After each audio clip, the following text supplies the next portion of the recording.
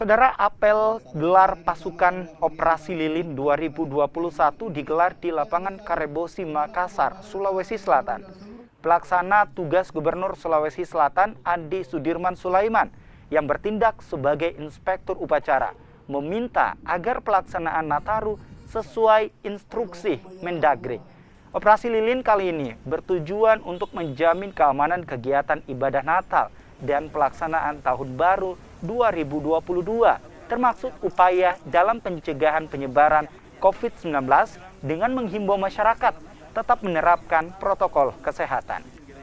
Tetapi bukan hanya itu, jadi kami tetap menyiapkan 2/3 kekuatan personil Polda maupun Polres, 2/3 siaga. Jadi kami tidak mau kemudian hanya personil yang terlibat, tetapi kita maksimalkan ya 2/3 dengan penting Polres maupun Polda